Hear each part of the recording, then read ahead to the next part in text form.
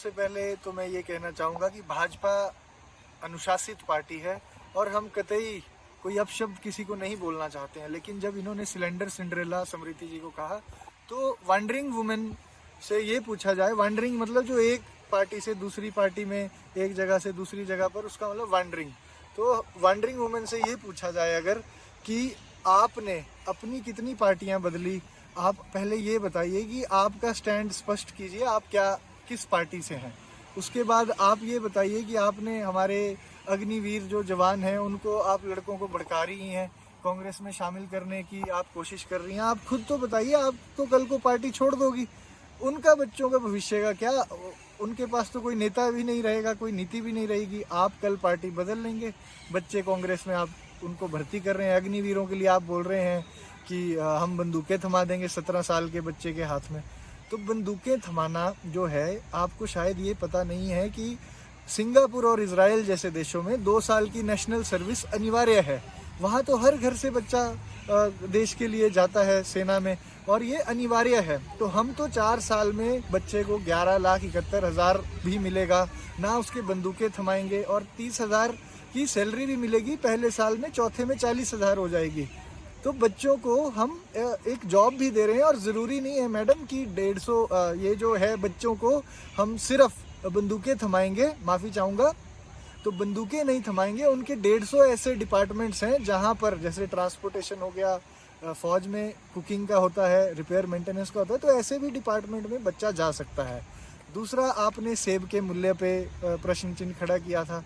Madam, आपको ये नहीं पता कि हमारे सेब यहाँ के रेड गाला और कुछ अर्ली वैरायटीज़ है जो 200 रुपये में भी किसान बेंगलोर सीधे भेज रहे हैं ई मंडियों के तहत, और आपके समय का ये MSP है जो 6.75 रुपये का MSP, आप 6.75 रुपये MSP देके सेबों का दाम किसानों को ठग रहे थे, और अब हमें क्वेश्चन पूछ रहे हैं आज।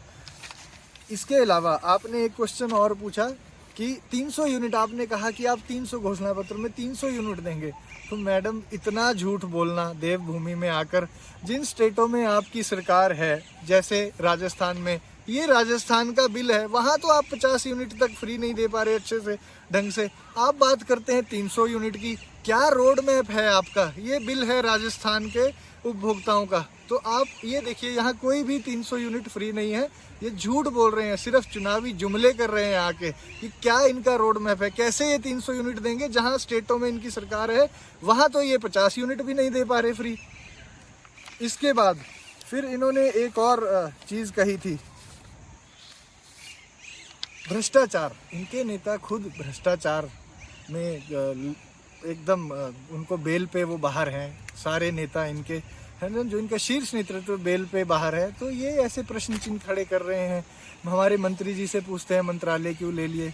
किसी व्यक्ति विशेष को ऐसे सवाल पूछना ठीक बात नहीं है, उसका कई कारण होते हैं। मंत्रालय बदलना जो होता है ये ऊपर से तय होता है, मंत्रालयों की अदला बदली होती है।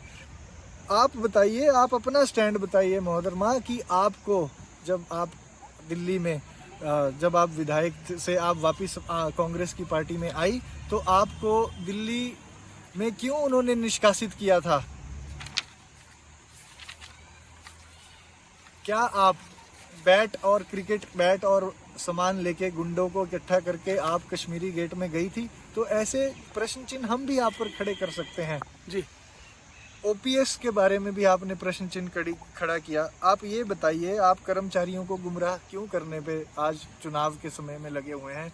जब भारतीय जनता पार्टी की सरकार ने कॉरपोरेट कर्मचारियों की पेंशन की अधिसूचना जारी की थी, तो आपकी सरकार ने आके इस अधिसूचना को वापस ले लिया। उसके बाद कर्मचारी हाई कोर्ट में गए और आपकी कांग्रेस सरकार हाई कोर्ट में हार गई। उसके बाद आपने सुप्रीम कोर्ट में याचिका दायर की और कांग्रेस पार्टी फिर सुप्रीम कोर्ट में जीत गई केस, और आपने फिर अपने जो कॉरपोरेट कर्मचारियों की जो पेंशन थी वो बंद कर दी। तो आपने उस समय तो कॉरपोरेट कर्मचारियों की पेंशन बंद कर दी। आज आप सत्ता में वापस आने के लिए लोगों को झूठ बोल रहे हैं, सरकारी कर्मचारियों को झूठ बोल रहे हैं कि OPS बहाल होगी। अगर आप इतने ही हितैषी थे तो आपने कॉरपोरेट सेक्टर के जो कर्मचारी थे उनकी पेंशन क्यों बंद की, और सुप्रीम कोर्ट आप क्यों गए जब आप हाई कोर्ट में केस हार चुके थे?